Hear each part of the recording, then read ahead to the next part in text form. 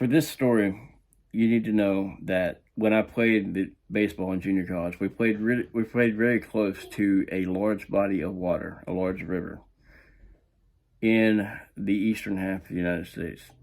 And you just need to know that before I start telling you what I'm going to tell you. We had a backup catcher.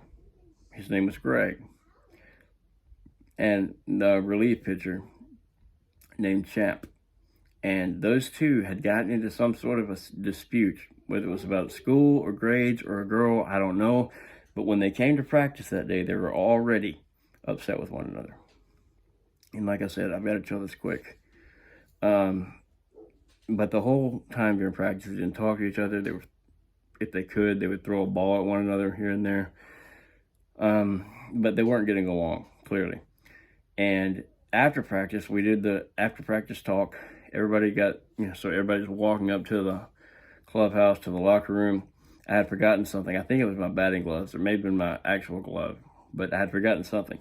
And so it turned out when I got up to the clubhouse, I had to turn around and walk back down to the baseball field. Now, when I get back down to the baseball field, there are about 5 people on the field. 2 of them are Champ and Greg. Greg being the backup catcher, Champ being the left-handed relief pitcher.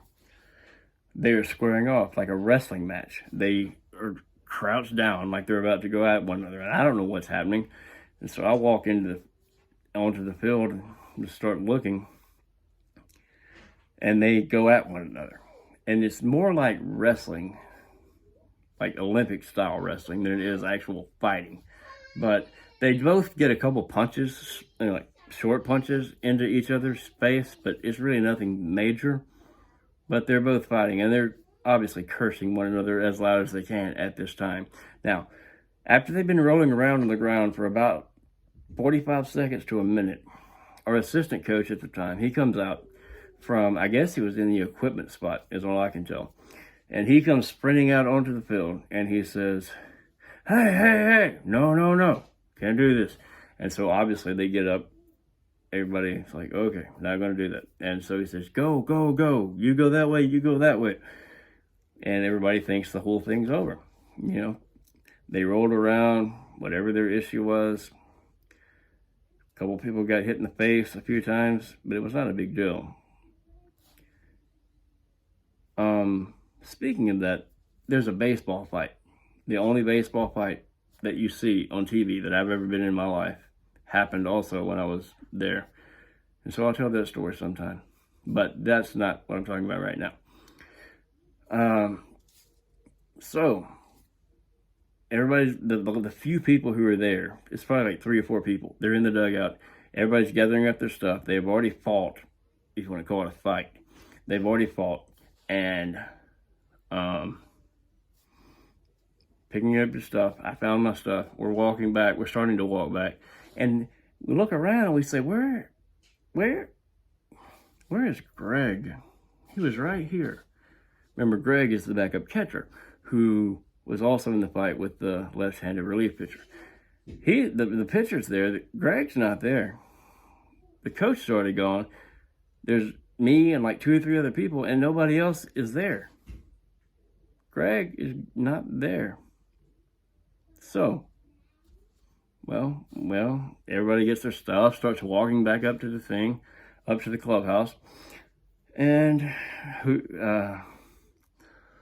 the relief pitcher is talking crap, talking about how he showed him and how he won't mess with him again, and all that sort of thing. Then we all go in there, we change clothes. I come back out of the clubhouse. I'm about to go out and get in my car, and I see Greg. I see him way down there, close to the field still. And what the heck is he doing? Still down there. Where did he go? Why is he down there?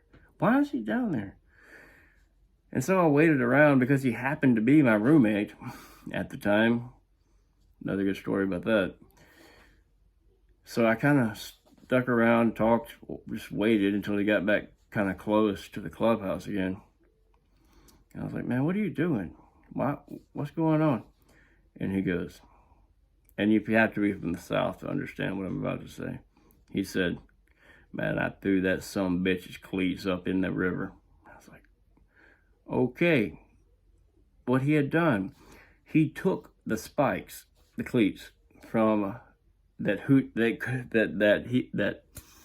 the relief pitcher could not find. He took those, and he had taken them and somehow slipped away around everyone, gone to the river, climbed up the levee of this big river, and tossed his spikes into the river.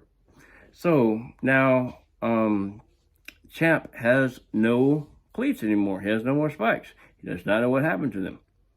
But what had happened was Greg went and got his spikes, and once the assistant coach, once he had broken all that up, he said, "Well, all right. Well, if I can't fight you, then I'm going to go take your spikes and throw them in the river." And he did.